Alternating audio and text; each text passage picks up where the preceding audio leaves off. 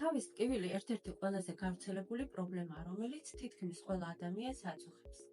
ხშირად ფიქრობენ, რომ ეს თავის ტვინთან არის დაკავშირებული და იტარებენ სხვადასხვა გამოკვლევებს, მაგალითად მაგნიტორეზონანსულ ტომოგრაფიას, კომპიუტერულ ტომოგრაფიას, სისხლძარღვების გამოკვლევას, თუმცა უმეტეს შემთხვევაში პრობლემა ამ კვლევებით არ დგინდება, რადგან მისი ნამდვილი მიზეზი სხვაგან იმალება. კლინიკურმა კვლევებმა აჩვენა, რომ თავის ტკივილების დაახლოებით 95% კისრის პრობლემებით არის გამოწვეული.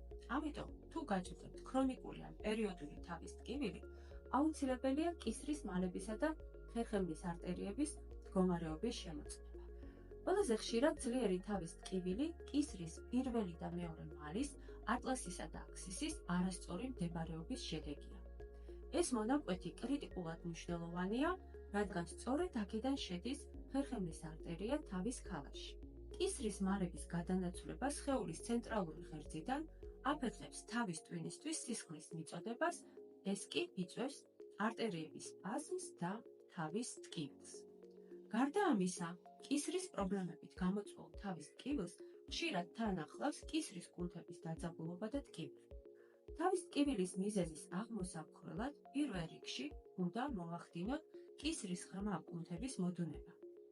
ეს შესაძლებელია სპეციალური აპარატისა და მეთოდის გამოყენებით, რომელიც შვეიცარიაშია დაპატენტებული. ამ მეთოდს ატლას პროფილაქსი ეწოდება. ეს თერაპია ხსნის ფუნქციურ ბლოკს კეფა-ატლანტის სახსარში, აუმჯობესებს სისხლის მიმოქცევას ხერხემლის არტერიებში, ადუნებს კისრის ღრმა კუნთებს და ამცირებს ტკივილს. პროცედურის შემდეგ პაციენტმა სასურველია ჩაიტაროს სხეულის სარელაქსაციო მასაჟის კურსი. მე ვარია გორგილაძე, ექიმი ფიზიოთერაპევტი, 10 წლიანი გამოცდილებით, მე და ჩემი კოლეგები ათასობით ადამიანს დავეხმარეთ მსგავსი პრობლემის მოგვარებაში. უფასო ონლაინ კონსულტაციის მისაღებად დამიკავშირდით პირად შეტყობინებაში.